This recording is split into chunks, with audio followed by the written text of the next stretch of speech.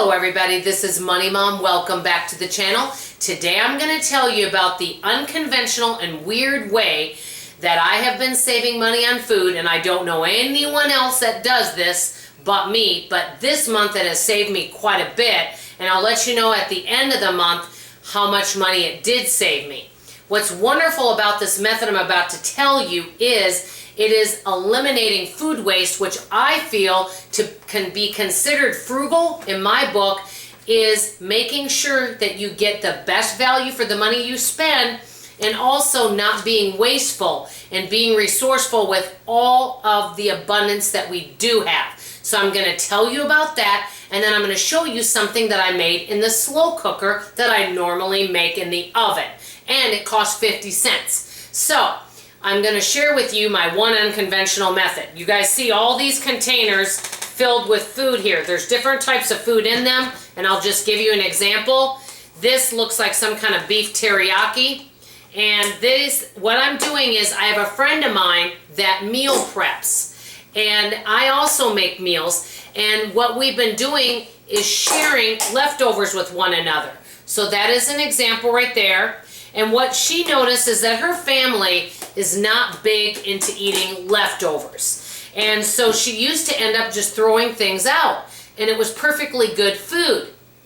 So now what we've been doing is sharing abundance with each other. And I don't just do this with one friend, I do it with a couple friends. And I'm not just on the receiving end, I'm also on the giving end of this. So you can see these are containers of food that she has had extra of, and instead of putting it in the freezer, because she says many times when she puts things in the freezer, she may end up forgetting about them. And during March of 2020, April of 2020, they were really stockpiling food. Well, they didn't end up using all of it, so she shared some of the abundance with me. Something I've been sharing with her is produce. I may buy, say, 6 of these delicious Honeycrisp apples. We may not use all of them, and what I might do is give her 3 of them. And I make sure to do it when the apples are still in, good condition. And so she bought a bunch of tea, didn't use it all, and she gave me a container of tea. So this works out great. I also have another friend that just came visiting here from Oklahoma, and I noticed I bought some nuts that were kind of spicy. My family doesn't really care for spicy nuts, so instead of me bringing them back to the store, her family loves spicy nuts, so I gave her the bag of spicy nuts. That would be just another example. So I think if more people got together and kind of like a co-op and shared abundance with one another, like, gosh, we've had whatever it is in the freezer for a while, no one's eating it, and maybe you have a friend that wouldn't mind eating whatever it is. Let's just say it's a frozen pizza that's in there, or maybe a stew you made that the family's tired of, or spaghetti could be another great example.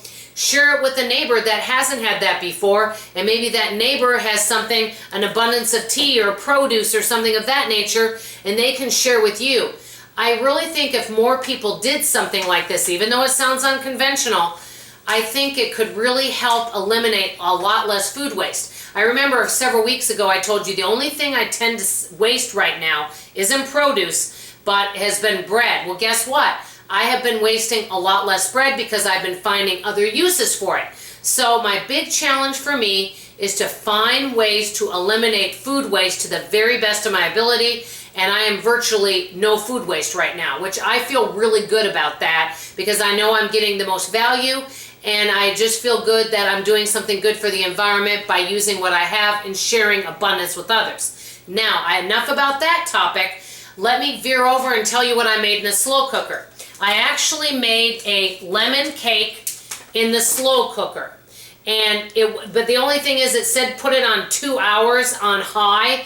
I have to tell you, this took like 4 hours because the middle doesn't get done as well. But I put the tin foil in there, so that I could lift it right out.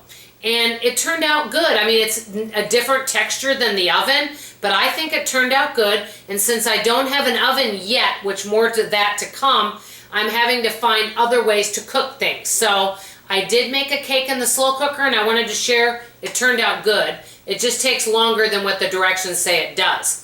So I wanted to share this with you. Let me ask you this before signing off. Would any of you consider at all would any of you consider sharing with family or friends leftovers and sharing abundance with each other? Would you guys consider doing something like that to save on your food budget? Let me hear from you in the comments below. That's all for now. This is Money Mom signing off, and as always, I love you. Bye-bye.